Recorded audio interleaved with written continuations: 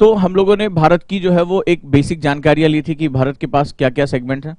आज हम लोग बात करते हैं उस मुद्दे पर जिसमें आज जो अगर आप लोग ध्यान दोगे तो आपको सबसे पहले आज हम एक विवादित मुद्दे की तरफ लेकर चलते हैं कि भारत जो है वो विश्व में 7वां सबसे बड़ा स्थान है और भारत जो है वो अपने पड़ोसी देशों के साथ घिरा हुआ है, ठीक है, जहां पर विभिन्न प्रकार की जो है वो एक कॉम्प्लेक्सिटीज भी हैं। मैप लेकर आए हो तो चलिए, तो अगर हम बात करें भारत के पड़ोसी देशों में, तो भारत के पड़ोसी देशों में पाकिस्तान, अफगानिस्तान, ठीक है, चाइना, इसके साथ साथ नेपाल। अभी देखिए कि उसके साथ भी बड़े बदलाव हो रहे हैं। चाइना के साथ हमारे रिश्ते जो है वो रोटी बेटी का रिश्ता हुआ करता था, वो थोड़ा सा ट्विस्ट हो रहा है। और पिछले कुछ समय से जब वहां से वामपंथी जो है चाइना की तरफ झुकाव वाले देश आते जा रहे हैं, वहां थोड़ा सा भारत के खिलाफ एक माहौल बनता हुआ दिखाई पड़ रहा है। बांग्लादेश, बांग्लादेश को कंट्री विद इन कंट्री कहा जाता है, ठीक है, जो कभी ईस्टर्न पाकिस्तान था, भारत का हिस्सा था, उसके बाद ईस्टर्न पाकिस्तान बना और अब जो है इसको country with in country. Question पूछा गया है कि देश के अंदर देश किसे कहते हैं? बांग्लादेश को, क्योंकि इसकी सबसे बड़ी सीमा जो है वो हमारे साथ लगती है।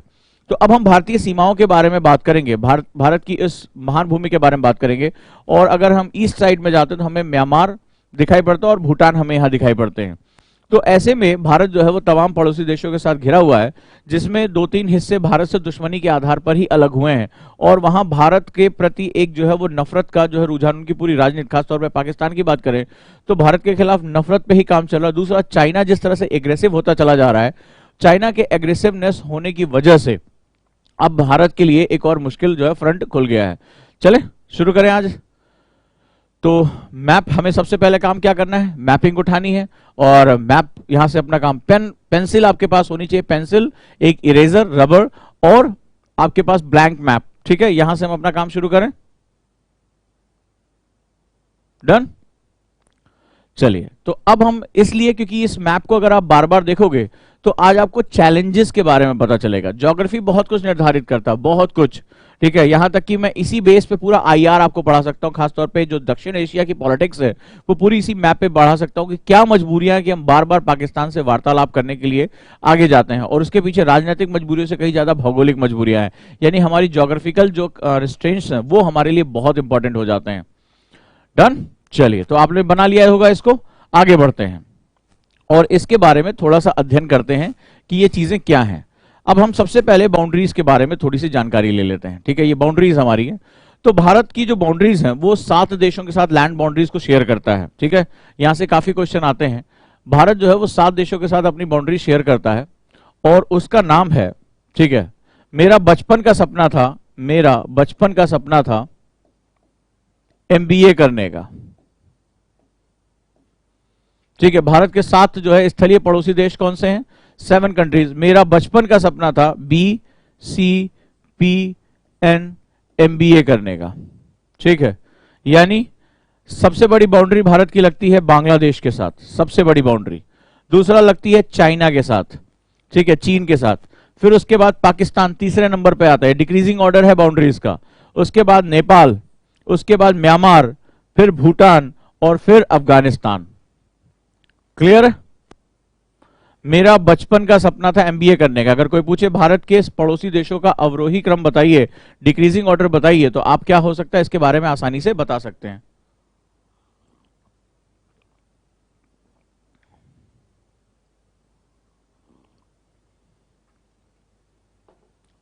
डन। लेकिन इससे काम नहीं चलेगा, ये एक भौतिक जानकारी का हमारे पास होना बहुत ही आवश्यक है, बहुत ही महत्वपूर्ण है हमारे लिए। तो चलिए शुरू करते हैं हम लोग। क्या होता है, कई बार एग्जाम में क्वेश्चन ट्विस्ट कर देता है। ये पूछता है कि भाई कौन कौन से स्टेट्स जो है भारत के साथ वो जो इंटरनेशनल बाउंड्री शेयर करते हैं। पहला तो क्वेश्चन ही आ जाता है। दूसरा फिर पूछता है कि कौन सा स्टेट की बाउंड्री सबसे बड़ी है। तो चलिए शुरू करें, उसके बारे में हम लोग जानकारी ले लें। चलिए, तो अब हम लोग बात करने जा रहे हैं स्टेट वाइज, ठीक है। भारत के पड़ोसी देशों का, भारत के पड़ोसी देशों के साथ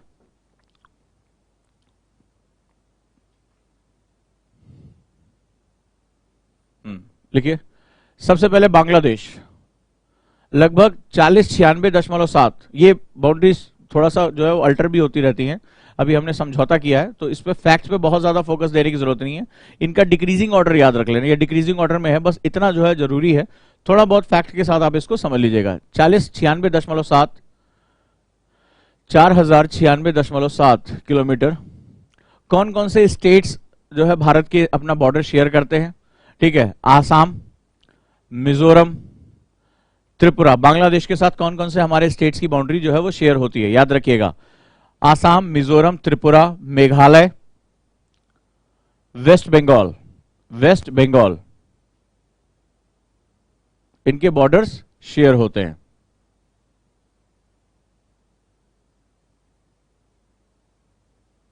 वेस्ट बंगाल, ठीक है। पश्चिमी बंगाल, आसाम, मिजोरम, त्रिपुरा, मेघालय और पश्चिम बंगाल। अब ये अगर मैं अलग अलग आपको देता तो आप परेशान हो जाते। अलग अलग एग्जाम्स में जहां से भी क्वेश्चन आए हैं, जिस तरह के भी क्वेश्चन आए, सब मैंने एक चार्ट में कलेक्ट कर दिया है ताकि आपको एक बार में पढ़ने में आसानी हो जाए। सबसे बड़ा भी क्वेश्चन आया था कि सबसे बड़ा बॉर्डर कौन सा राज्य हमारा जो है वो शेयर करता है, कौन सा राज्य शेयर करता है? वेस्ट बंगाल, यानी पश्चिम बंगाल हमारा सबसे बड़ा बॉर्डर शेयर करता है, पश्चिम बंगाल, ठीक है, डन। उसके बाद चाइना पे आ जाओ। सेकेंड नंबर हमारा बीसी यानी कि चाइना पर आ गया। चाइना में हमारी 3488 किलोमीटर की जो बाउंड्री लगती है, इसको मैं अभी अलग से पढ़ाऊंगा। तो 3488 जो है किलोमीटर बाउंड्री लग रही है। कौन कौन सा हमारे जो है स्टेट्स हैं? अभी जैसे अब यूटी में इसको कन्वर्ट कर दिया गया है, तो स्टेट के साथ इसको यूटी भी लिख लेना, जम्मू एंड कश्मीर। तो पहले तो ये स्टेट के रूप में था, अब जो है वो यूटी के रूप में हमारे साथ लगे, लेकिन इसकी बाउंड्री शेयर होती है। यूटी हिमाचल प्रदेश हो गया, ठीक है। इसके साथ उत्तराखंड, सिक्किम और अरुणाचल प्रदेश इसके रूप में साथ हमारी बाउंड्री इसके साथ शेयर होती है, ठीक है। अब इसमें क्या होगा, एक जो है आप यूटी लिखोगे, दैट इज जो हमारा लद्दाख हो गया, इसमें एक एड ऑन करोगे लद्दाख के लिए, ठीक है। There one be one more things, that is Ladakh, एक यूटी के रूप में।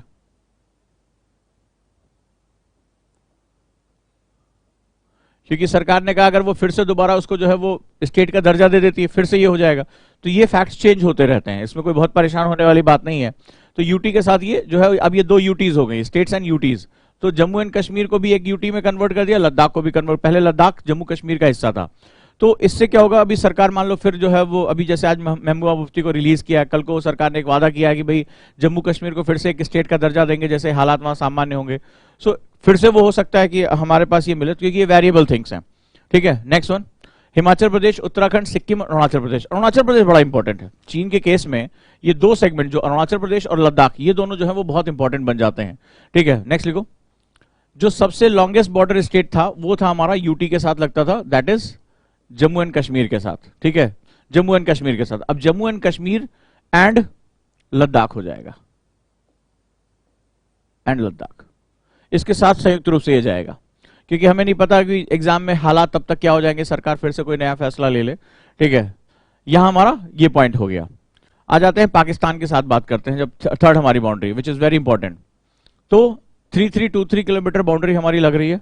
वन इज गुजरात, ठीक है, गुजरात हमारे लिए बहुत इंपॉर्टेंट है, ठीक है। Rajasthan, Punjab, Jammu and Kashmir and Ladakh UT, तो ठीक है। तो यहां पर हमारा ये यूटी हो गया, इसके साथ हमारी बाउंड्री शेयर हो रही है, ठीक है। तो स्टेट्स हमारे कौन कौन से? स्टेट्स अगर बात करेंगे तो गुजरात है, राजस्थान है, पंजाब है, ये हमारे जो है वो स्टेट्स हैं। बाकी अब यूटी है, इसका स्टेटस चेंज कर दिया गया है। सबसे बड़ी बाउंड्री किसके साथ लग रही है? राजस्थान के साथ लग रही है, और पूरा रेगिस्तानी इलाका जो है ये अपने साथ शेयर करता है। Clear? Next one, Nepal. Nepal जो है वो 1751 किलोमीटर की बाउंड्री हमारी शेयर करता है, और ये एक ऐसी बाउंड्री है जो काफी ओपन है। ये ऐसा देश है जहां अगर जाना है तो आपको वीजा की आवश्यकता नहीं पड़ती है, ठीक है। उत्तर प्रदेश, यूपी, बिहार, वेस्ट बंगाल, सिक्किम और उत्तराखंड, ठीक है, ये इसके साथ जो है वो मिले हुए हैं, जिसमें सबसे बड़ी बाउंड्री ये बिहार के साथ शेयर करता है। डन। इसके बाद म्यांमार, म्यांमार 1643 किलोमीटर, ठीक है। जो सबसे महत्वपूर्ण है अरुणाचल प्रदेश, नागालैंड, मिजोरम और मणिपुर, ये इनके साथ अपनी बाउंड्री शेयर करता है, और सबसे बड़ी बाउंड्री शेयर करता है वो मिजोरम के साथ, म्यांमार मिजोरम के साथ। भूटान 699, बहुत छोटा सा देश है, 699, ठीक है, जहां पर आगे चलकर हम देखेंगे एक ट्राई जंक्शन पर डोकलम विवाद होता है। 699 किलोमीटर। सिक्किम, आसाम, वेस्ट बंगाल और अरुणाचल प्रदेश, ठीक है। सिक्किम, आसाम, वेस्ट बंगाल, अरुणाचल प्रदेश इसके साथ बाउंड्री शेयर करता है। सबसे बड़ी बाउंड्री भूटान अपनी आसाम के साथ शेयर कर रहा होता है। अफगानिस्तान की बात करें तो ये डिस्प्यूटेड टेरिटरी हो गई, ठीक है। जैसे हम लोग जो है, जब अगर जम्मू कश्मीर को जो यूटी है उसको हम अपना हिस्सा मानते हैं, जो पाकिस्तान ऑक्यूपाइड कश्मीर है, यानी कि जो पाकिस्तान के पास हिस्सा चला गया है, तो उसको हम अपना पार्ट मानते हैं, और उसके हिसाब से जो डूरंड लाइन है, हम मानते हैं कि अफगानिस्तान के साथ हमारी जो है सेना लगती है, हमारी सीमा लगती है। और क्योंकि अब पीओके पे जो है वो एक माना जाता है कि पाकिस्तान का अनाधिकृत कब्जा है और भारत उसको हासिल करना चाहता है, इसीलिए इसके साथ इसको जोड़ के देखा जाता है। ठीक है, डन, यहां तक कोई दिक्कत तो नहीं?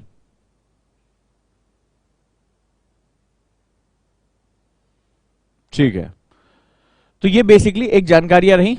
इसके लिए तो हमारी बात हो चुकी है कि हमें जो है फैक्ट्स को लेना है, और इंडियन ज्योग्राफी में फैक्ट्स में बड़े परिवर्तन होते रहते हैं। कई बार सरकार कोई नया जो है वो साझा करी तो उसको आपको अपडेट करते रहना है लगातार, जैसे यहां मैंने अभी आपको अपडेट किया। आखिर वो मुद्दा क्या है जिसपे हम लोग बात कर रहे हैं? ठीक है, चलिए, तो ये मैप है, मैप आप लोग के पास है। एक ही आपका जो है ये लद्दाख का क्षेत्र आप इसके साथ जोड़िए, ठीक है, कुनलुन रेंज के साथ इसको जोड़िए, और साथ ही साथ यहां पहुंचिए आप अरुणाचल प्रदेश में। ये जो है वो डिस्प्यूटेड लाइन है। एक्चुअली हुआ क्या था, हमसे एक बहुत बड़ी गलती हुई थी। जब लद्दाख लद्दाख जो तिब्बत जो था, सॉरी तिब्बत जो है, तिब्बत में जब अंग्रेजों का यहां शासन था तो इन्होंने तिब्बत की गवर्नमेंट के साथ जो है वो क्या किया था, एक समझौता किया था। तिब्बत उस समय स्वायत्त क्षेत्र के रूप में था, वो एक बफर जोन के रूप में था, वो चाइना का हिस्सा नहीं था। तिब्बत में बुद्धिज्म का काफी ज्यादा प्रभाव था, इसलिए भारत के प्रति उसका एक अनुराग, उसका जो है एक झुकाव हमेशा से बना हुआ था। ठीक है, तो उस समय एक जो है लाइन ड्रॉ की गई थी, इसको मैकमोहन लाइन कहते हैं। ठीक है, ये मैकमोहन लाइन है, ध्यान से समझना इस बात को। तो ये मैकमोहन लाइन ड्रॉ की गई थी और इसमें ये पूरा हिस्सा जो है वो ड्रॉ कर दिया गया था, जिसमें अरुणाचल प्रदेश भारत में था, लद्दाख भारत के क्षेत्र में था। ठीक है, आगे चलकर क्या हुआ, जब भारत आजाद हुआ और उस समय जो तमाम पॉलिसीज बनी, उसमें आगे चलकर जो है वो चीन ने तिब्बत के ऊपर अपना अतिक्रमण किया और उसने जो है वन चाइना पॉलिसी का जो है वो सेगमेंट किया। तो यहां पर जो है वो तिब्बत गायब हो गया यहां पे। और सबसे महत्वपूर्ण बात है कि भारत ने चीन की इस बात को मान लिया। भारत ने उस समय, हम पंचशील के नशे में थे, हमें लगा कि हम सबको जोड़ के एक साथ चलेंगे, ये करेंगे, हमारा हिंदी चीनी भाई भाई का हमने नारा दिया और हमें लगा कि इसी आदर्शों पे चीन चलेगा। लेकिन शायद हमारा जो लोग इतने ज्यादा आदर्श में थे उस समय, वो ये नहीं जानते थे कि चीन का जो है वो इतिहास क्या है। चीन का इतिहास एक बार स्टडी कर लेने पर उन्हें हान साम्राज्य की जो साम्राज्यवादी यानी कि जो इंपेरियलिस्टिक उनकी नेचर थी वो उनको समझ में आ जाती। जो भी अगर थोड़ा सा भी विश्व इतिहास पढ़ेगा वो चीन के साम्राज्यवादी नजरिए को शुरुआत से जानता है। वो हान डायनेस्टी से उसको समझ जाएगा कि जो है ये लोग कैसे रहे हैं। तो फिर भी हम जो है वो एक मुगालते में आ गए, हमसे जो है गलती हुई, हम एक भ्रम में रहे और नतीजा क्या हुआ, उसने तिब्बत पे अपना अतिक्रमण किया और तिब्बत पे अपना कैप्चर किया। दलाई लामा को भारत आना पड़ा, हमने दलाई लामा को शरण दे दी। ठीक है, लेकिन हम जो जिस हिसाब से हमें उसको विरोध करना चाहिए था, हमें वन चाइना पॉलिसी को जो है वो उसको स्वीकृत ही नहीं करना चाहिए था कि वो उसका जो है वो तिब्बत का जो है वो तिब्बत चाइना का एक क्षेत्र है। अब उसने हड़प लिया, लेकिन अब हमें यह समझ में नहीं आया कि इसके दूरगामी परिणाम क्या होंगे। ठीक है, उसमें यह भी कारण था कि भारत में उस समय तमाम कम्युनिस्ट और तमाम जो है इस तरह के लोग थे जो चीन की तरफ अपना झुकाव रखते थे, चीन को अपना जो है वो बेस देश मानते थे। रहते भारत में थे, विचारशील वो भारत में थे, लेकिन उनका जो झुकाव था वो माओ की तरफ, जो थ्योरी थी उनकी तरफ चाहता था। यानी कि वो यहां पे थे, यहां पे रहते थे, यहां खाते थे, लेकिन उनका जो झुकाव था, जो राग अनुराग था, वो बेसिकली जो है वो चीन से वो अपना जो है वो वैचारिक खाना लेते थे, वैचारिक भोजन प्राप्त करते थे।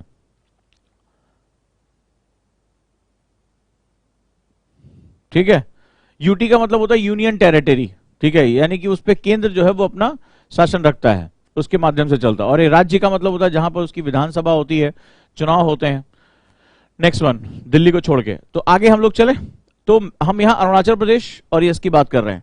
तो अब जब आपने तिब्बत को ले लिया, तो जैसे चीन ने तिब्बत को लिया तो हमने कहा कि भाई ये हमारा क्षेत्र है। उसने कहा कौन सा क्षेत्र है? उसने कहा कि भाई देखो, ये ब्रिटिश टाइम में तिब्बत के जो लामा थे और जो है ब्रिटिश सरकार के बीच में जो भारत सरकार कहलाती थी, उसके बीच में एक समझौता। बोला कौन सा समझौता? जब तिब्बत ही नहीं रहा तो समझौते की तुम्हारी ऐसी की तैसी। ठीक है, तो पहला उसका कारण था। तो हमने उससे पूछा इतना एग्रेसिवनेस क्यों दिखा रहे हो? उसने कहा इसके पीछे सबसे बड़ा जो कारण है वो नरजाति यानी एंथ्रोपोजेनिक है। ध्यान से समझना इस बात को, एंथ्रोपोजेनिक रीजन है। उसने कहा यहां पर यानी कि जो इस क्षेत्र में जो लोग रह रहे हैं, ठीक है, इस क्षेत्र में जो लोग रह रहे हैं, उसने कहा ये मंगोलाइड क्लान के लोग हैं, मंगोलाइड है, और जो यहां रह रहे हैं वो भी मंगोलाइड है। तो ये दोनों जो है मंगोलाइड है। मंगोलाइड का मतलब होता है मंगोल प्रजाति के लोग। जो हमारे आपने देखा नॉर्थ ईस्ट के लोग जो होते हैं, उनकी आंखें पतली होती हैं, बाल जो है बेबी हेयर होते हैं, शरीर थोड़ा गठीला होता है, ऊंचाई थोड़ी सी कम होती है। तो ये जो है वो उसको कहा कि ये जो है, ये जो एंथ्रोपोजेनिक, ये कभी भारतीय थे ही नहीं। ठीक है, ये इंडियंस नहीं है, ये तो हमारे क्षेत्र के लोग हैं जो इस क्षेत्र में आकर रह रहे हैं। तो उसने कहा कि भाई एंथ्रोपोजेनिक रूप से ये हमारा क्षेत्र है और तुम कैसे कह सकते हो, जिस अब कोई तिब्बत है ही नहीं है, ये वन चाइना है, हम इसको मानने से इनकार कर देते हैं। और वो कहता है कि भाई अरुणाचल प्रदेश हमारा स्वायत्त क्षेत्र है और लद्दाख हमारा क्षेत्र है। ठीक है, और यहीं से उसने तनातनी शुरू कर दी। उसके पेपर्स में ये जो है वो चीन के क्षेत्र के रूप में जाना जाता है, और भारत कह रहा है नहीं ये तो हमारा क्षेत्र है। यहां तक कि भारत के अगर प्रधानमंत्री भी यहां विजिट कर ले या भारत सरकार कोई भी अगर जो है परियोजना चलाती है तो वहां पर चीन को भयानक आपत्ति होती है। चीन इसके पीछे जो है वो तुल जाता है कि नहीं भाई ये आप बिल्कुल गलत कर रहे हैं। तो इन दोनों के पीछे उसका नजाती है जो सेगमेंट है। पहली बात तो वो मैकमोहन लाइन को मानने से इनकार कर देता है कि भाई मैकमोहन लाइन जैसी कोई चीज का अस्तित्व तो हमारे यहाँ है ही नहीं है। ठीक है, हम नहीं जानते कि इस मैकमोहन लाइन की बात करो, कौन सी जो है लामा की सरकार की बात करो, देयर इज नो थिंग। और भारत ने ही उसको कबूला था कि भैया ये जो है तुम्हारा पार्ट है। अब कहां, अब हम उससे लड़ते घूम रहे हैं सालों से। ठीक है, दूसरा क्या हो रहा है यहां पर जो सबसे बड़ी बात 1962 में इसने जो है अक्साई चीन का ये जो पूरा एरिया है इसको अपने कब्जे में ले लिया था। इसको जो है वो क्या बोलते हैं LAC, line of actual control के नाम से जाना जाता है। और अक्साई चीन का पूरा एरिया जो है उसने हड़प लिया था और उसके पास वो चला गया था। 1962 की वॉर में हमें एक हार का सामना करना पड़ा था। लेकिन सिचुएशन चूंकि क्या है, ये क्षेत्र बहुत ही दुर्गम है, ठीक है, बहुत मुश्किल है, ठीक है। लेकिन चाइना के लिए इनका बड़ा महत्व बढ़ता चला जा रहा है। उसका कारण क्या है? उसका कारण है उसने पाकिस्तान के साथ साठगांठ कर लिया, या यूं कहे पाकिस्तान दौड़कर चाइना की गोद में जाके बैठ गया है। उसने जो है चीन को अपना बादशाह बना लिया। पहले अमेरिका को अपना जो मालिक बनाया हुआ था, अब चीन को उसने मालिक बना लिया। और उसका एक ही एक उद्देश्य, उसका अस्तित्व ही भारत से नफरत के आधार पर है। वो देश ही ऐसा है जिसको सिर्फ एक देश से नफरत के आधार पर वहां की आजीविका चलती है। वहां का जो है वो पूरा जो कटोरा है भीख का वो उभरता है सिर्फ इंडिया से नफरत के आधार पर। तो अब हुआ क्या कि उसको ये समझ में आया कि चाइना की एक बड़ी मजबूरी आ गई थी। चाइना की मजबूरी ये थी, आपको मैं दिखाता हूं चाइना की मजबूरी क्या, तब आपको समझ में आएगा कि ये स्थिति कितना जटिल है। ठीक है, भारत जो है, अब जरा ध्यान से देखिए इसको। एक महत्वपूर्ण सेगमेंट ये है कि चीन का जितना भी जो है वो तेल जो होता है वो मलक्का से आता है। ये मलक्का स्टेट है, ठीक है, ध्यान से समझिएगा इसको। ठीक है, ये मलक्का स्टेट है और यहां से जो होते हुए, देखिए आप ध्यान से देखेंगे इसको, तो यहां से जो होता है ये भारत के पास से होते हुए ये इंडिया है, और यहां से होते हुए जो है वो हरमुज से, यानी कि वो पश्चिम एशिया से तेल खरीदता है, ईरान से तेल खरीदता है, और फिर वो जो होता है वो भारतीय क्षेत्र से गुजरते हुए अंडमान निकोबार के पास से होते हुए ये मलक्का में प्रवेश करता है। यहां अगर मलक्का आपको जाना है तो आपको इस रास्ते जाना पड़ेगा। ठीक है, ये रास्ता हमारा चलेगा। ठीक है, यानी अगर चाइना को तेल लेकर आना है तो चाइना ये गया और इस रास्ते से होते हुए वो कहां जाएगा? मलक्का में प्रवेश करेगा। यानी उसको भारतीय क्षेत्र से होकर गुजरना पड़ेगा, भारतीय सागर से होकर गुजरना पड़ेगा। समझ में आ रहा है आपको? यानी और चूंकि चाइना एक बहुत तेजी से आगे बढ़ती हुई अर्थव्यवस्था, इसलिए उसको ऊर्जा की बड़ी आवश्यकता है। भारत और चीन में दोनों में एक समानता यह है कि इन दोनों के पास अपना खुद का जो है वो तेल नहीं है, इनके पास फॉसिल फ्यूल नहीं है। तो इन दोनों को पश्चिमी एशिया की तरफ जो है डिपेंडेंट होना पड़ेगा, मजबूरी है। और इकोनॉमी को आगे सर्वाइव कराने के लिए जो है वो किसी भी हालत में इनको जो है बड़ी मात्रा में अपनी ऊर्जा सुरक्षा यानी कि एनर्जी सिक्योरिटी बचाकर रखनी पड़ेगी। भाई ठीक है, बहुत अच्छी बात है। अब इंडिया क्या करता है? इंडिया की एक पॉलिसी है, इसको बोलते हैं, इसको चीन के इस संशय को हम लोग मलक्का डायलेमा, क्या बोलते हैं? मलक्का संशय। एग्जाम में कई बार आ चुका है, इसको हम लोग बोलते हैं मलक्का संशय। ठीक है, जैसे मलक्का डायलेमा, मलक्का डायलेमा कहा जाता है। क्लियर है? और भारत जो उसकी तेल की सप्लाई को बाधित कर सकता है, रोक सकता है, बड़ी ये पतली सी जो है जगह है, ठीक है, और भारत जब चाहे इसको रोक सकता है। इसको बोलते हैं India's iron curtain theory, iron curtain theory, अर्थात लौह पर्दा नीति। ठीक है, लौह पर्दा, यानी कि अगर भारत जब चाहे इसको स्लैश कर सकता है। चाइना को हमेशा इस बात का डर बना हुआ है कि कहीं भारत मेरी तेल की सप्लाई को रोक ना दे, या यहां सिंगापुर बेस पे अमेरिका पहुंच चुका है तो भारत और अमेरिका मिलकर उसकी जो है वो तेल की सप्लाई को रोक ना दे। ये सालों से चीन की बहुत बड़ा एक सरदर्द है, और चीन के लोग इस बात को लेकर, उसके जो राजनेता है बहुत भयभीत रहते हैं। ठीक है, बहुत भयभीत रहते हैं कहीं हमारी एनर्जी सप्लाई ना बंद हो, क्योंकि फिर पूरा देश ही संकट में आ जाएगा। तो उन्होंने इसकी एक काट निकाली। उन्होंने देखा कि पाकिस्तान, अमेरिका जो है भारत की तरफ जा रहा है और पाकिस्तान से दूरी बना रहा है, पाकिस्तान अकेला पड़ा हुआ है, भीख का कटोरा लेके मांग रहा है, और पाकिस्तान का अस्तित्व ही भारत के विरोध पर टिका हुआ है। तो उसने क्या किया? उसने एक बहुत बड़ी चाल चली। ठीक है, चाल क्या चली देखो जरा ध्यान से। उसने एक बहुत बड़ा सॉल्यूशन निकाल दिया। सॉल्यूशन ये कि यहां हरमुज से उसका सारा तेल आ रहा था। ठीक है, उसका हरमुज का सारा तेल जब पहुंच रहा है तो उसने क्या किया है? उसने जो है यहीं से जो ग्वादर है, ठीक है, ग्वादर से होते हुए उसने एक जो है वो एक बहुत बड़ी एक प्रोजेक्ट बनाया, इसको CPEC, China Pakistan economic corridor, क्या बोलते हैं? CPEC, China Pakistan economic corridor, ये भी एग्जाम में आया हुआ है। ठीक है, सारे जो क्वेश्चन है वो एग्जाम में आए हुए हैं, चाहे वो चाइना की चेकबुक पॉलिसी हो, चाहे मलक्का डायलेमा हो, सीपीईसी हो, ये सभी बहुत महत्वपूर्ण है।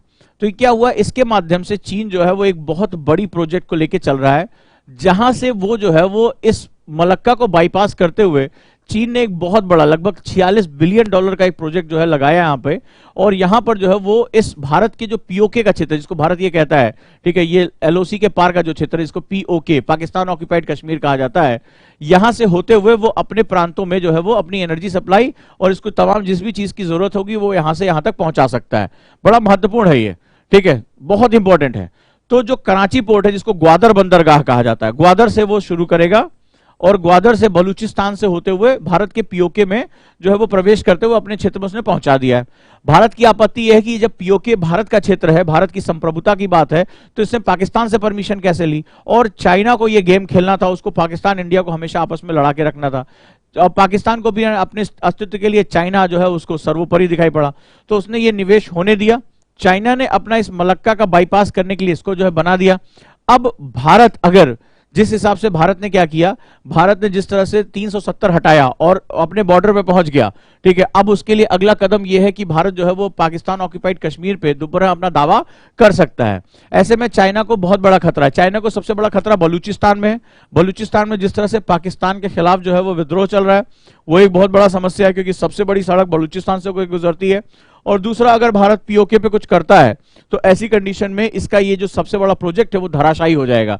जो मलक्का संशय था, भारत उसको वहां भी घेर लेगा और भारत उसको यहां भी घेर लेगा।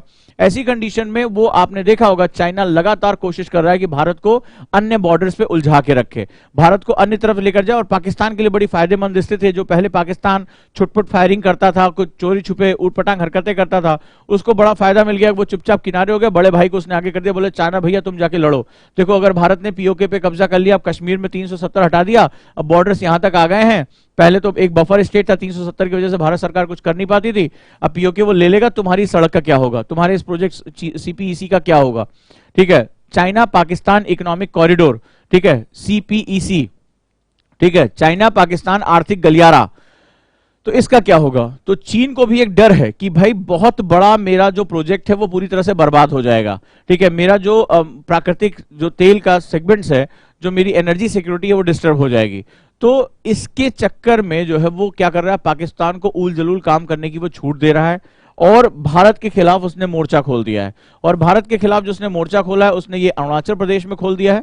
और अभी वो कह रहा है कि भाई ये जो हमारा लद्दाख का हिस्सा है, ठीक है, यहां से भी अगर हम देखेंगे तो जो हमारा लद्दाख का हिस्सा है यूटी के रूप में, वो भी हमारा है। ठीक है, तो आपका इस पे कोई कब्जा नहीं। और इसके बीच में वो क्या कह रहा है, अपना एंथ्रोपोजेनिक रीजन, यानी कि मानव जो मानविकी कारण है वो दे रहा है कि भाई ये मंगोलाइट क्लान के लोग हैं, हमारे समुदाय के लोग हैं, ये तुम्हारे भारत के मूल निवासी नहीं है। और भारत इसको डिनाई कर रहा है। ठीक है, तो आपको समझ में आया कि ये निर्जन जगह जो है, जहां पर इंसान नहीं जा सकते हैं, इतनी जो है वो केवल सेना के कुछ लोग इतनी विकट कंडीशंस में वहां रह रहे हैं, वो इसकी जो है वो इसकी महत्व क्या है? इसका महत्व ये है, इसका महत्व है उस देश की अपनी रणनीतिक और जो है तेल की सुरक्षा सुनिश्चित कराना, ये सबसे महत्वपूर्ण जो है वो कार्य है। समझ में आया ये? तो ये सारा खेल इसलिए हो रहा है, इसमें पाकिस्तान जो है वो एक कठपुतली है जो अब चाइना के हाथों नाच रहा है। पहले पाकिस्तान के हाथों नाचता था, जो उसको अफगानिस्तान में जरूरत थी पाकिस्तान की, और अब चाइना को आवश्यकता है अपने इस सीपीईसी प्रोजेक्ट को बचाए रखने के लिए। ठीक है, नहीं तो पाकिस्तान की किसी जो है दुनिया के किसी देश को उसकी आवश्यकता नहीं है, वो केवल और केवल टेररिस्ट का सप्लायर है। ठीक है, तो ये एक बड़ा इंपॉर्टेंट हिस्सा है। अब जैसे किसी स्टूडेंट ने पूछा कि सर जो है वो भारत ने रोक क्यों नहीं लगाया? भारत ने सिर्फ आपत्ति दर्ज की, क्योंकि भारत स्पष्ट रूप से वहां मौजूद नहीं था। ठीक है, पीओके को हम अपनी किताबों में हम देखिए नक्शे पे, जब भी ये नक्शा कोई जो है अगर कोई विदेशी कंपनी बनाती है और उसमें ये जो है वो पाकिस्तान को दिखाती है, हम बहुत आपत्ति दर्ज करते हैं। सिर्फ हमारी लड़ाई नक्शों पे चल रही है। ठीक है, एक्चुअली में हम यहाँ पहुंच ही नहीं पाए। क्यों नहीं पहुंच पाए? जब तक 370 थी, हम पहले अपने ही जो है राज्य को मिला लें, हम बाहर तो बात की बात करेंगे। तो 370 को हटाने के बाद ही जाकर जो है, नहीं तो क्या होता था, इस पीओके के बीच में और भारत सरकार के बीच में एक बफर स्टेट ये बना हुआ था। कभी होना ही नहीं चाहिए, कभी भी जो है सीमा क्षेत्र बफर क्षेत्र नहीं होने चाहिए। आखिर जो है वो चीन ने तिब्बत को क्यों ले लिया? चीन ने तिब्बत को क्यों लिया? उसका कारण यह था, तिब्बत में ऐसी क्या चीज उसको मिलने जा रही थी?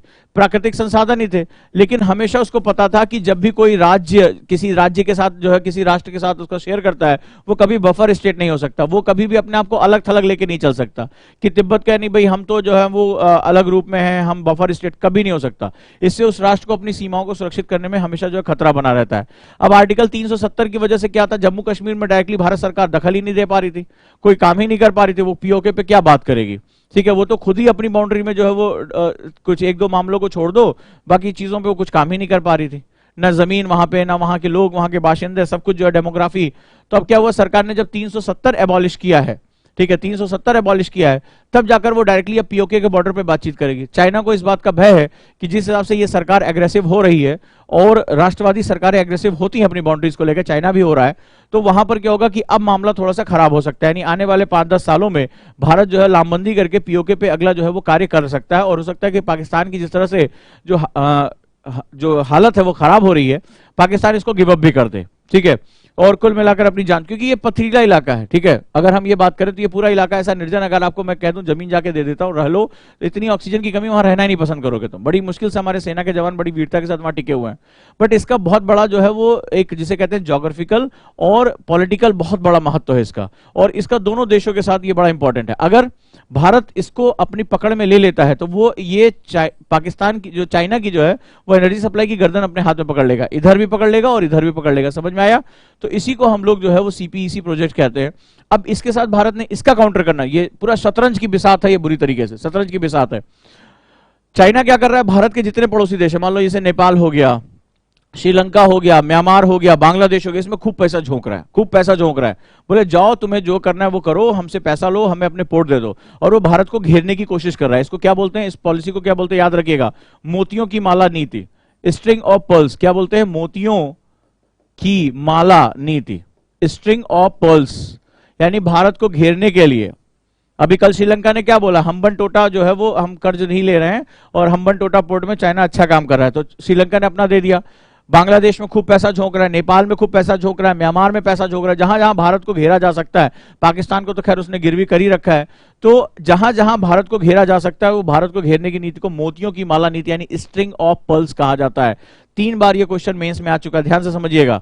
तो भारत के आसपास पूरा क्या कर रहा है, वो एक नेवल बेस जो सारे पोर्ट डेवलप कर रहा है, और वहां अपने जो है नौसैनिक जहाज रख रहा है ताकि भारत को चारों तरफ से घेरा जा सके। तो आयरन कर्टन थ्योरी समझ में आएगी, अंडमान निकोबार पे मलक्का का जो है वो क्या किया जा सकता है, तोड़ निकाला जा सकता है। इसके लिए सीपीईसी जो है वो क्या किया, चाइना। अब भारत इससे आगे गया और उसने ईरान के साथ जो है वो चाबार पोर्ट की जो है कर दी कि उससे पहले ही हम जो है उसकी तेल की सप्लाई को रोक लेंगे। ईरान के साथ मिलकर चाबार पोर्ट की जो है संरचना शुरू कर दी। हालांकि भारत में थोड़ा सा पैसे की कमी थी, भारत उतनी तेजी से प्रोजेक्ट नहीं लेकर आ पाया, तो ईरान के साथ वहां उसकी तनातनी हो गई, और अमेरिका के साथ जाने की वजह से भी ईरान से उसकी दूरियां बढ़ती चली गई। और चाबार पोर्ट जो है बहुत अच्छा इसका एक विकल्प हो सकता था कि भारत अगले चरण में जाकर यहीं से उसको जो है वो क्या कर रहे, इसको रोक दे, इससे आगे चला जाए, और यहीं पर जो है उसकी तेल की सप्लाई को भविष्य में क्या कर सके, रोक सके। लेकिन ये बहुत अच्छा मौका था हमारे साथ, जो कि वैश्विक उठापटक के चलते हमारे हाथ से छूट गया। ठीक है, डन।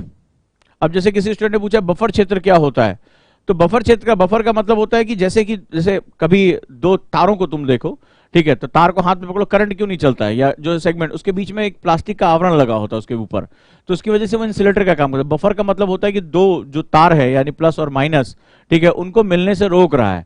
तो 2 डायरेक्टली वो जो मिल नहीं पा रहे, बफर का मतलब होता है वो तटस्थ बना रहता है, वो एक अलग रूप रंग में होता है, उसका अलग संविधान, अलग तरह से उसकी कार्यप्रणाली, जैसे तिब्बत का था। तो चाइना की वन चाइना पॉलिसी के बीच में अवरोध पड़ रहा था, चाइना ने निपटा दिया उसको, ठीक है। ऐसे ही आर्टिकल 370 था, जिसकी वजह से जम्मू कश्मीर में अलग संविधान चल रहा था, अलग जो है वहां विधान चल रहा था, अलग तरह से जो है वहां के लोग कार्य कर रहे थे।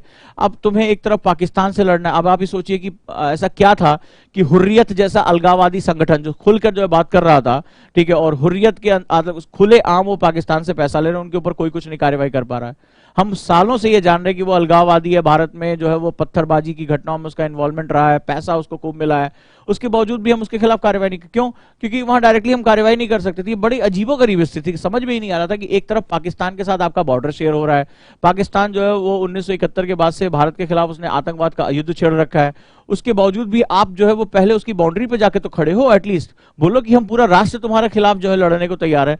पहले भारत खुद ही यहां 370 की वजह से फंसा पड़ा था, जम्मू कश्मीर उसके हाथ से निकला जा रहा था, ठीक है, वहां पर पत्थरबाजी हो रही थी। इसी का पूरा फायदा उठा के जो है वो भारत को बदनाम करने के लिए पाकिस्तान ने जान लगा दी थी। जब पहले इस बफर जोन को तो खत्म करो।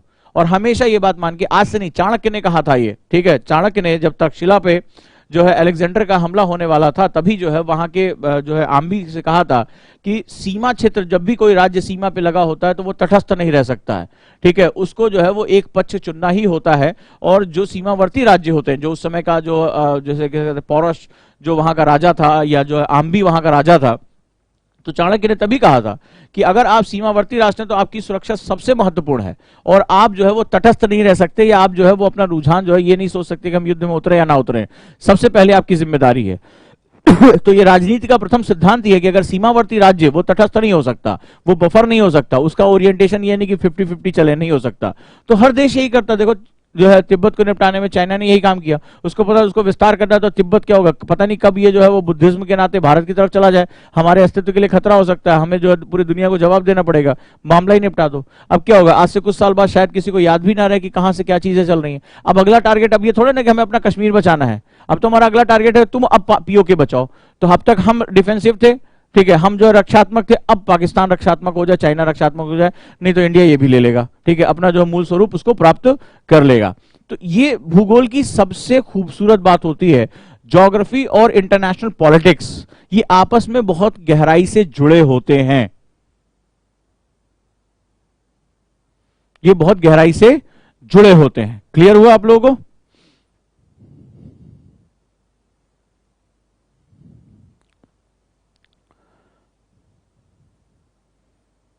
तो आज हम लोगों ने क्या क्या सीखा? आज हम लोगों ने सीखा कि जो आज का न्यूज़पेपर आया हुआ है, आप देखिए कैसे ज्योग्राफी आपको कहां कहां सशक्त करेगा। इतना तो मैं गारंटी के साथ कह सकता हूं कि आईआर में अब आपको कोई परेशानी नहीं आएगी अंतर्राष्ट्रीय संबंधों की स्टडी करने में, ठीक है। और भारत की जो आंतरिक सुरक्षाओं के संबंध में मैं सबको जो है वो मर्ज करते हुए इसको मैंने बहुत अप्लाइड कोर्स के रूप में डेवलप किया है, बहुत ही खूबसूरत कोर्स के रूप में डेवलप किया है, ताकि आपकी एक समझ डेवलप हो। सिर्फ आप फैक्ट, अगर इंडियन ज्योग्राफी में मैं आपको बताता हूं, टीचर ज्यादा समय नहीं देते हैं, ठीक है, वो सिर्फ ऐसे जैसे नोट्स हैं अपना दे दिया, हाँ इसको याद कर लेना, थोड़ा थोड़ा हल्का हल्का, ये लो जलवायु, ये फलाना ठिकाना, काम चल जाएगा। लेकिन मैंने इस कोर्स को ऐसा बनाया जहां आप भारत की राजनीति, भारत की जो अंतर्राष्ट्रीय उसकी स्थिति है, भारत की जो संभावनाएं हैं, उसके बारे में एक अच्छी जानकारी ले सको, अपना एक एटीट्यूड डेवलप कर सको कि मुझे अपने राष्ट्र के लिए क्या नया करना है, कैसे मुझे आगे जाना है, क्या और इसके प्रभाव उत्पन्न हो सकते हैं। क्लियर है दोस्तों? तो ये हमारा पहला रहा, स्थिति और लोकेशन के बारे में हमने जानकारी ली। हमने आज क्या क्या सीखा? हमने चाइना पाकिस्तान इकोनॉमिक कॉरिडोर के बारे में सीखा, यानी सीपीईसी जिसे कहते हैं, ग्वादर बंदरगाह के बारे में समझा, सीपीईसी में क्या परेशानियां, चीन का जो एग्रेसिवनेस है वो बेसिकली है क्या। चीन का एग्रेसिवनेस अगर आपने देखा होगा 370 हटने के बाद ज्यादा हो गया है, ठीक है, बीच में वो इतना एग्रेसिव नहीं था 370, क्योंकि उसको अब समझ में आ गया कि भारत की अगली चाल क्या हो सकती है। अगली चाल जो हो सकती है वो पीओके को हासिल करना हो सकती है, और भारत इस स्थिति में है कि वो पीओके को हासिल कर सकता है, ठीक है, क्योंकि जो असली कांटा था वो पीओके नहीं था, वो असली कांटा जो था वो 370 खुद गले में भारत ने अपने टांग रखा था, अब उसने उसको उतार के फेंक दिया, भारत फ्री हो गया है, ठीक है। तो अब वो क्या कर रहा है, भारत को अलग अलग मंचों पे घेरने की कोशिश कर रहा है, ठीक है। और जिस तरह से भारत ने अब सही प्रोजेक्ट्स लगाने शुरू किए, यानी कि सबसे पहले अगर आपको किसी प्रोजेक्ट पे सबसे ज्यादा पैसा लगाना है, सबसे ज्यादा आपको इंसेंटिव लेने हैं, तो अपने बॉर्डर्स को आपको सुरक्षित करना है। क्योंकि देखो मैं आपको फिर से बताता हूं यहां पर कुछ महत्वपूर्ण बातें, किसी भी राष्ट्र के सामने 5 सुरक्षाओं की जो चुनौती होती है, 5 सिक्योरिटी याद रखिएगा, क्योंकि अब आप इंडियन ज्योग्राफी में हो और इंडियन ज्योग्राफी आपको कहीं भी लेकर जा सकती है, कितने भी बड़े विस्तार पे आपको लेकर जा सकती है। तो इसलिए मैं आपको समझाता हूं, किसी भी राष्ट्र को 5 सुरक्षाओं से होकर गुजरना पड़ता है, 5 प्राथमिकताएं होती हैं उसकी। पहला होता है राष्ट्रीय सुरक्षा यानी नेशनल सिक्योरिटी, नेशनल सिक्योरिटी याद रखिएगा, ये क्रम बहुत महत्वपूर्ण होता है। राष्ट्रीय सुरक्षा के मुद्दे पे आपसे कोई बातचीत नहीं की जा सकती है, राष्ट्र की सुरक्षा, ठीक है, यानी आपकी बाउंड्रीज जो होती है वो सेफ होनी चाहिए, ये सर्वोपरि जो है वो सेगमेंट्स होता है, बहुत ध्यान से समझना है इसको, ठीक है। ये डिबेटेबल इश्यूज कई बार हमारे सामने आते हैं, तो राष्ट्र की सुरक्षा पे कोई प्रश्न चिन्ह नहीं है। यहां तक कि अगर आज मुझे अपने स्कूल का बजट रोक के, हॉस्पिटल का बजट रोक के, अगर आज मुझे मिसाइल और बॉम्ब्स के जो है वो अगर बजट बढ़ाना पड़ेगा तो वो करना पड़ेगा, क्योंकि जब राष्ट्र ही नहीं रहेगा तो आप उसके संस्थानों का और उसके समाजों का निर्माण करके आप क्या करोगे, ठीक है, उसके इंस्टीट्यूट्स को कैसे बनाओगे। तो पहला होता है नेशनल सिक्योरिटी। दूसरा होता है इंटरनल सिक्योरिटी। इंटरनल सिक्योरिटी, आंतरिक सुरक्षा। अगर तुम्हारे देश में हर जगह बमबारी हो रही है, नक्सलाइट हमले हो रहे हैं, ठीक है, पत्थरबाजी हो रही है, तो फिर उसमें कहां इकोनॉमिक एक्टिविटी कर पाओगे। और राष्ट्र की जब मैं बात कर रहा हूं, नेशन की बिल्डिंग की बात कर रहा हूं, तो मैं उसकी इकोनॉमिक, सोशल, पॉलिटिकल इंस्टीट्यूट के प्रॉस्परस होने की बात कर रहा हूं कि वो कैसे समृद्ध होकर आगे बढ़ पाएंगे। ठीक है, कि वहां पे भाई आप शांत समाज में तो आप अच्छा काम कर पाओगे। अब ऑफिस जा रहे हो, ट्रेन में, मेट्रो में बम भड़ाम से फूट रहा है, तो आप निकलोगे ऑफिस के लिए, आप इकोनॉमिक एक्टिविटी नहीं कर पाओगे। तो इंटरनल सिक्योरिटी, आंतरिक सुरक्षा। तीसरी होती है, अभी उसका स्थान चेंज हुआ है, और वो होती है एनर्जी सिक्योरिटी, जिसके लिए सारा बवाल हो रहा है। एनर्जी सिक्योरिटी, ऊर्जा सुरक्षा। क्योंकि इस राष्ट्र के, जैसे कहते हैं ना कि जो हार्ट होता है वो ब्लड को पूरी बॉडी में सप्लाई करता है, उसी तरह राष्ट्र की जो इकोनॉमिक एक्टिविटी है, अब मान लो तुमने टैंक वैंक खूब अच्छे अच्छे बना रखे हैं, पता चला उसमें डालने के लिए तेल ही नहीं है, तो कहां तक वो पहुंचेगा जो है बॉर्डर पे, तुम अपनी जो है वो आर्मीज को डिप्लॉय ही नहीं कर पा रहे हो। तो एनर्जी सिक्योरिटी, ऊर्जा सुरक्षा, चाहे वो फॉसिल फ्यूल हो, चाहे वो किसी भी प्रकार की ऊर्जा हो, आपकी स्ट्रेटजिक जो है डिप्लॉयमेंट्स हो, स्ट्रेटजिक आपका भंडारण हो, यानी कि जो रणनीतिक भंडारण होता है, देश जो है तेल बचा के रखते हैं कि 30 दिन, 40 दिन, 90 दिन का जो अगर युद्ध हो गया तो हम अपने देश को सुरक्षित रख पाएंगे। तो एनर्जी सिक्योरिटी बहुत महत्वपूर्ण होती है। ठीक है, तो राष्ट्र को अपनी एनर्जी सिक्योरिटी के बारे में बहुत चिंता करने की आवश्यकता होती है आज की डेट में, क्योंकि इकोनॉमिक एक्टिविटीज बहुत महत्वपूर्ण हो गई है। यही एनर्जी सिक्योरिटी जो भारत को भी परेशान कर रही है, यही एनर्जी सिक्योरिटी चाइना को भी परेशान कर रही है। ठीक है, अगला जो होता है वो होता है फूड सिक्योरिटी। फूड सिक्योरिटी, खाद्य सुरक्षा। ठीक है, कभी ये इससे ऊपर था, ठीक है, लेकिन 1965 से पहले ये ऊपर था, एनर्जी सिक्योरिटी से ऊपर था। हमारे पास 2 वक्त खाने को लेकर, लेकिन आज हम पर्याप्त उत्पादन कर रहे हैं, हमने हरित क्रांति की, उसके बाद से अब जो है फूड सिक्योरिटी उतना बड़ा कंसर्न नहीं रह गया जितना एनर्जी सिक्योरिटी हमारी राष्ट्र के लिए कंसर्न हो चुका है। और लास्ट में है लिवलीहुड सिक्योरिटी, आजीविका सुरक्षा, अर्थात आजीविका, लोगों को रोजगार मिले, सम्मान मिले, कार्य मिले। नहीं तो फिर बम तुम्हें बाहर नहीं, बम तो तुम्हारे देश के अंदर बैठा हुआ है ना, ये युवा जो है यही अत्याचार करेगा, यही सारी चीजों की गड़बड़ी करेगा। तो ये 5 सुरक्षाओं का क्रम आपको पता होना चाहिए किसी भी राष्ट्र के सामने, हर किसी भी स्टेप को उठाते समय ये 5 सुरक्षाओं को सुनिश्चित करना सबसे जरूरी होता है। अगर इसमें से कोई भी सुरक्षा वनरेबल हुई तो राष्ट्र का अस्तित्व ही खतरे में आ सकता है, ये बात याद रखिएगा। और हमेशा इतिहास में इन्हीं के साथ ही बात होती है। ठीक है, जो हेल्थ सिक्योरिटी की बात करो, ये फिर हेल्थ सिक्योरिटी, एजुकेशन सिक्योरिटी, ये सब लिवलीहुड के नीचे आते चले जाते हैं। जो भी चीजें आप कह रहे हो, जैसे किसी बच्चे ने पूछा कि हेल्थ सिक्योरिटी का क्या होगा, ये सारी इसके बाद आती है, ये वेरिएबल्स होती हैं। ठीक है, मतलब इसमें कई बार ज्यादा, कई बार कम हो सकता है। मैंने ये जो बताई अपरिहार्य शर्त है। अपरिहार्य का मतलब है नो निगोशिएशंस। हेल्थ में तो आपका देश पता नहीं कितने साल से निगोशिएशन करता चला आ रहा है। ठीक है, सिक्योरिटी जैसे बहुत कुछ हो सकती है, महिला सुरक्षा भी हो सकती है, फलाना सुरक्षा, लेकिन ये वो चीज होती है जिस पर कोई भी क्वेश्चन नहीं लगाया जा सकता। ये अपरिहार्य हो गई है, मतलब इनके पोजीशन में कोई भी चेंज आप नहीं कर सकते हैं, ये स्थिति हो गई। ठीक है, तो सभी चीजों की। इसके बाद तो तमाम तरह की सुरक्षाएं होती हैं, मानवाधिकार, फलाना ढिकाना, सभी के लिए। ठीक है, तो चाहे वो एजुकेशन हो, चाहे वो हेल्थ हो, ये सब ये नॉन निगोशिएबल है। नॉन निगोशिएबल, इन पर कोई भी बातचीत नहीं हो सकती है, ये अपनी जगह बिल्कुल जो है वो स्थापित है। आप राष्ट्रीय सुरक्षा से क्या समझौता करेंगे? ठीक है, आपका हॉस्पिटल सीरिया में देखिए क्या हुआ, सीरिया में इतने सुंदर सुंदर हॉस्पिटल, इतने अच्छे अच्छे बने, सब कुछ तबाह, खंडहर हो गया। तो राष्ट्रीय सुरक्षा, आंतरिक सुरक्षा से आपने जैसे सब कुछ आपका बर्बाद हो गया। ठीक है, तो आप उसमें बात ही नहीं कर सकते। राष्ट्र के पास एनर्जी नहीं है तो क्या करोगे तुम? जो है हॉस्पिटल तुमने बना रखा है, ऑपरेशन टेबल पे एक आदमी बैठा हुआ है, लेटा हुआ है, बिजली नहीं आ रही है, डॉक्टर कह रहे हैं भैया मोमबत्ती जलाओ, देखो जो चीर पार पाएंगे चीर लेंगे, क्या करेंगे? ठीक है, तो आप ऊर्जा सुरक्षा से कोई बातचीत नहीं कर सकते हैं। फिर उसके बाद खाद्य सुरक्षा, राष्ट्र अपने घुटनों के बल आ जाएगा अगर उसके खाद्य सुरक्षा संकट में आ गई तो। ठीक है, देश के अंदर जो विद्रोह हो जाएगा। और फिर लिवलीहुड सिक्योरिटी, इसके बाद आप कितनी भी सिक्योरिटी को आप प्रिवेल करिए, वो आपकी अपनी उन्नति है, लेकिन ये नॉन निगोशिएबल्स जो होती हैं इनके साथ कोई भी समझौता नहीं किया जा सकता है। क्लियर हुआ? तो आज हमारा डिबेट जो रहा वो लोकेशन के बारे में रहा। तो आज मैंने आपको बताया कि ज्योग्राफी और आईआर को मिक्स करके कैसे पढ़ा जाता है, इंटरनेशनल रिलेशनशिप को, अंतरराष्ट्रीय संबंधों को मिक्स करके कैसे पढ़ा जाता है। अब मेरी जो अगली क्लास होगी वो भारत की भू आकारिकी के बारे में होगी। यानी निश्चित रूप से हम एक बहुत प्राचीन, हमारी जो पृथ्वी है उसका हम एक हिस्सा है, और भारत एक बहुत प्राचीन भूखंड भी है, बहुत पुराना जो है वो एक हिस्सा है। तो उसका कैलेंडर कैसे काम करता होगा, मतलब हम कैसे पकड़ेंगे कि कहां पर क्या चीज अवेलेबल है, और भारत के कौन कौन से सेगमेंट्स में उसका जो है क्या इंपॉर्टेंस है।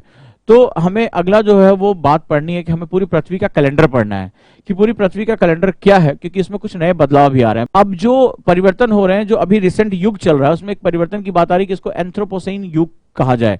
ठीक है, यानी कि इसको जो है वो क्या कहा जाए, मानव युग के नाम से जाना जाए, क्योंकि हम इकलौती ऐसी स्पेसीज बन चुके हैं जिसने अभी तक के पृथ्वी के इतिहास में सबसे ज्यादा प्रभाव डाला और सबसे निगेटिव प्रभाव डाला है। अभी तक किसी स्पेसीज ने प्रकृति के ऊपर इतना डोमिनेंट इफेक्ट नहीं क्रिएट किया था जितना जो है वो मानव ने करके दिखा दिया, और वो भी इफेक्ट कितना है, निगेटिव है, पूरी तरीके से इफेक्ट। तो ये बताता है कि अब बहुत बड़े परिवर्तन की गुंजाइश हमारे सामने आ रही। तो पृथ्वी के इतिहास को समझना आपके लिए बहुत जरूरी है, भूगोल के क्रम से बहुत जरूरी है, क्योंकि हमारे अपने क्षेत्र में कुछ नया हिस्सा है और कुछ पुराना हिस्सा है। तो उसको पढ़ने के लिए हमें कैलेंडर की आवश्यकता पड़ेगी। जैसे आपके जीवन के बारे में क्या, आपने हाई स्कूल में कब पास किया, 10th कब पास किया, 12th कब पास किया, तो आपको ईयर पता होता है ना। तो उसी तरह हमारे लिए भी बहुत जरूरी है कि पृथ्वी में कब कौन सा निर्माण हुआ, इसके बारे में एक अच्छी जानकारी हम अपने सामने रखें।